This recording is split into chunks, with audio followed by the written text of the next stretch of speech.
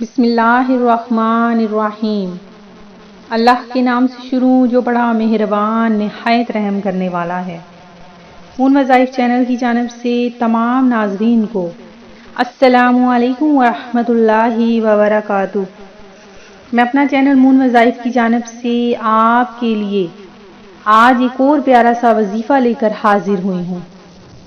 سب سے پہلے میں اپنے تمام نئے آنے والے ویور سے گزارش کروں گی جنہوں نے ابھی ہمارا چینل جوائن کیا ہے وہ اسے سبسکرائب کرتے ہوئے ساتھ ہی ساتھ بیل آئیکن کا بٹن بھی پریس کر لیں تاکہ ہر نیا آنے والا وظیفہ سب سے پہلے آپ تک پہنچ جائے۔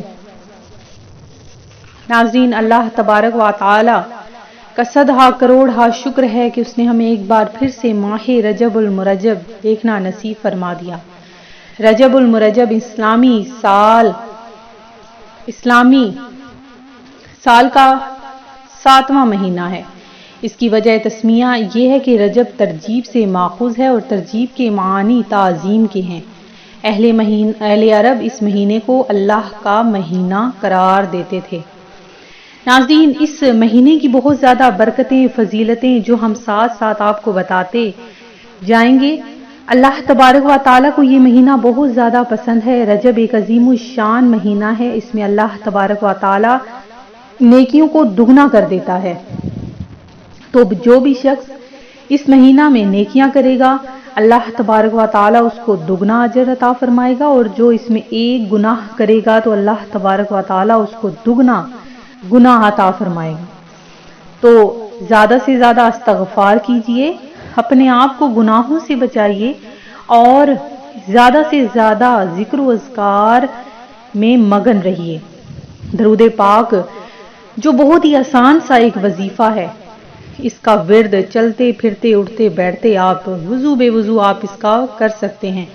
تو ناظرین، اس میں آپ کا زیادہ وقت بھی نہیں لگے گا۔ ایک تسبیح اپنے ہاتھ میں لے لیجئے، یا آج کل تو کاؤنٹر کی تسبیح بھی ہوتی ہے، وہ اپنے ہاتھ میں اپنی فنگر میں رکھ لیجئے اور چلتے پھرتے اٹھتے بیٹھتے درود پاک پڑھتے رہیے اور درود پاک کی فضیلتیں لوٹتے جائیے۔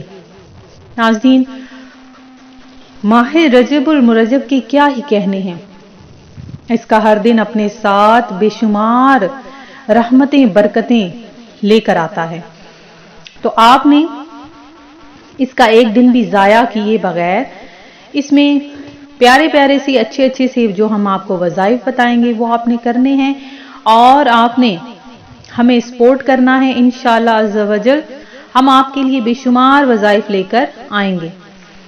ناظرین، ماہ رجب کا جو پیارا سا وظیفہ آج کے دن میں آپ کے لیے لے کر آئی ہوں، یہ بہت ہی آسان سا وظیفہ ہے۔ اس عمل سے اللہ تبارک و تعالی آپ کی مانگی ہوئی ہر دعا کو قبول فرمائے گا، اور اس کے علاوہ آپ کی ہر مقصد میں آپ کو کامیابیاں عطا فرمائے گا۔